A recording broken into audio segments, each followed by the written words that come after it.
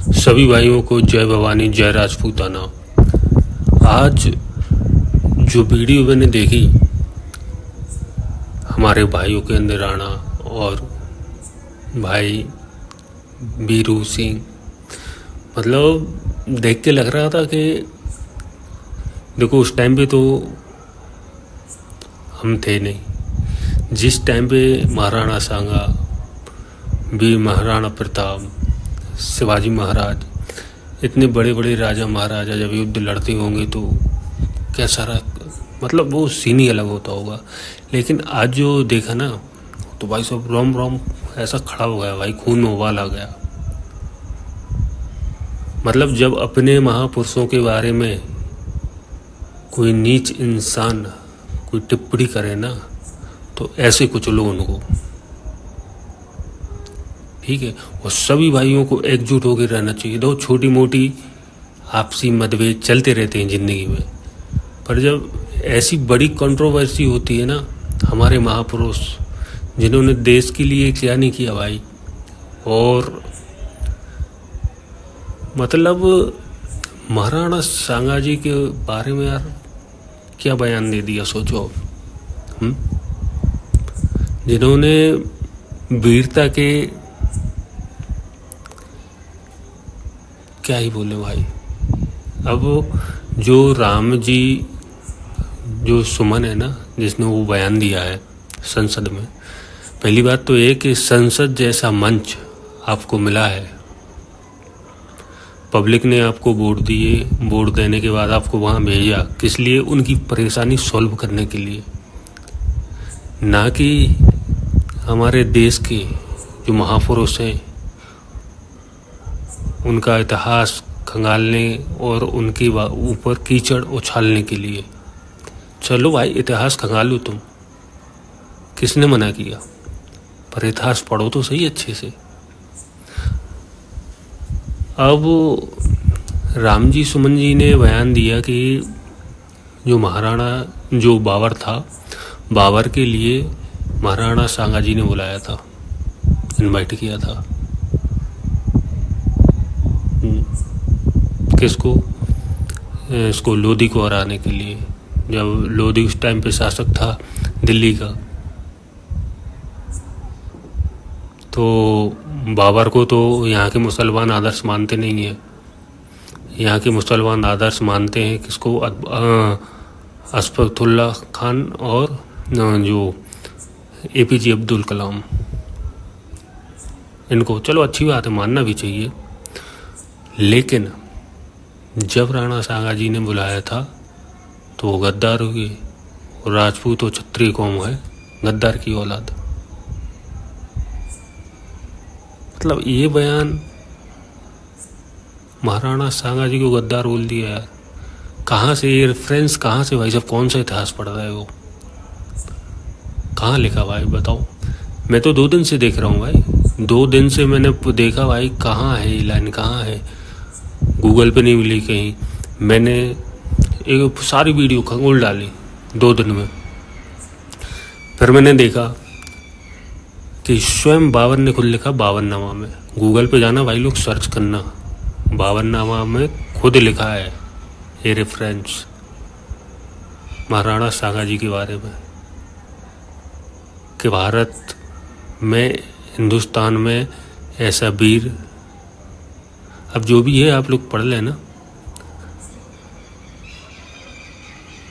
मतलब पूरा वर्णन लिखा है, वो ना पढ़ के आपने क्या बयान दे दिया, गद्दार बता दिया उनको।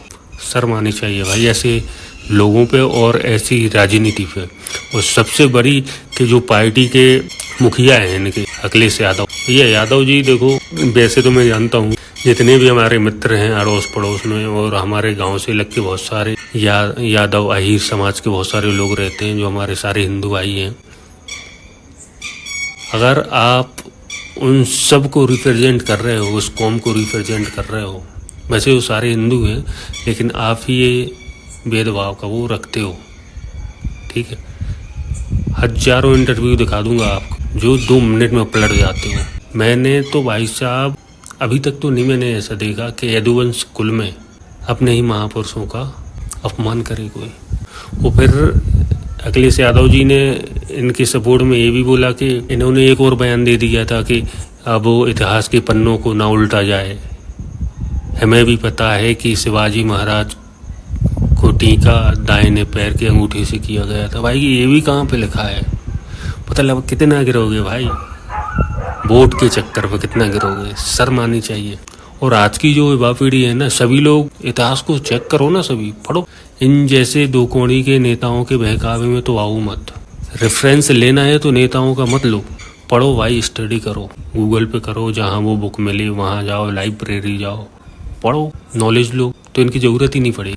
चलो आज के ज़माने में तो सोशल मीडिया है, उस समय तो सोशल मीडिया नहीं होती थी ना।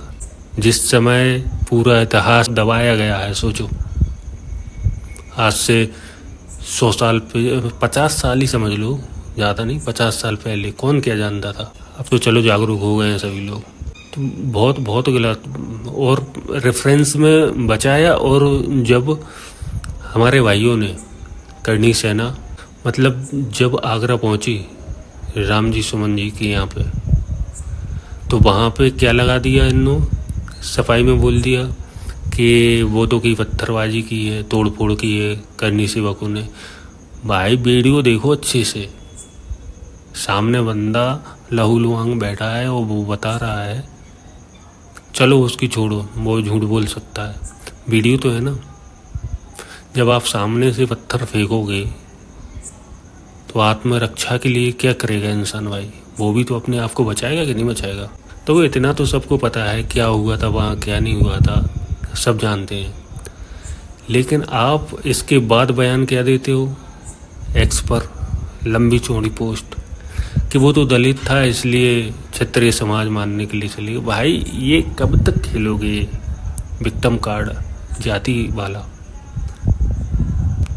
और सभी मेरे भाइयों, अगर वीडियो पहुँचे, सभी हिंदू भाइयों देखो ये वीडियो, ऐसे लोगों से बचो, इतिहास को पढ़ो, ठीक है। जो हमारे देश के महान नायक हैं उनके बारे में पढ़ो, नॉलेज लो, और ऐसे लोगों से दूर रहो। दूर मत मतलब सुनो, लेकिन ध्यान मत दो ऐसे लोगों की, क्योंकि ये वोट बैंक की राजनीति के चक्कर में अपने महापुरुषों का अपमान कर रहे हैं। किस देश की मतलब आपकी सरकार भी आ जाएगी, सब कुछ आ जाएगी। सरकार किस लिए होती है? देश को उन्नति पे लाने के लिए। और इस देश को जिसने बनाया, जिसने खड़ा किया, महाराणा सांगा, जो भी जितने भी हुए देश के लिए जान दी उन्होंने, शिवाजी महाराज हो गए, महाराणा प्रताप हो गए, और भी बहुत महानायक हैं अपने यहाँ पे। तो उन्हीं की वजह से ही आज आप बोल पा रहे हो संसद में। अगर वो वहाँ पे लड़ाई नहीं करते ना, तो यह इस संसद में किसी और चीज़ के नारे लग रहे होते उस टाइम से, अगर लड़ाई नहीं लड़ रहे होते। बाकी ज़्यादा कुछ अपन कहेंगे नहीं, सब लोग देखो समझदार हैं, इतिहास को पढ़ो, सुनो, और फिर से उपेंद्र राणा और सभी करनी सेना मेरे भाइयों को ऐसे ही बदला लेना चाहिए। मतलब देख के आज जो जुनून सा आया है, काश में आसपास में होता तो मैं भी जाऊंगा। और मैं करो भाई, अच्छे अच्छे काम करो, और ऐसे लोगों को वहीं तोड़ दो जो हमारे देश, हमारी संस्कृति के बारे में उल्टा सीधा बोले, फिर चाहे सामने वो कोई भी हो। और अपने राणा सांगा जी के बारे में पूरी विस्तार से वीडियो बनाऊंगा मैं, एक उस पर स्टडी करूंगा अच्छे से, फिर बनाऊंगा मैं सारी हिस्ट्री पढ़ के, कहाँ से क्या हुआ, कहाँ से क्या नहीं। और ये झूठे रेफरेंस पे वो मत दो, सीधा जाके बाबरनामा पढ़ो, सब कुछ लिखा है उसने। बाबर के चहेते तो हैं। वो भाई जो एमएलए था जिसने संसद में बयान दिया, ये बाबर की जो वाहवाही कर रहा था, तो भाई जब बाबर इतना महान था तो तुम भागे क्यों? फिर घर में मिलते, क्योंकि तुम्हारे पूर्वज तो महान थे, हमारे पूर्वज गद्दार थे।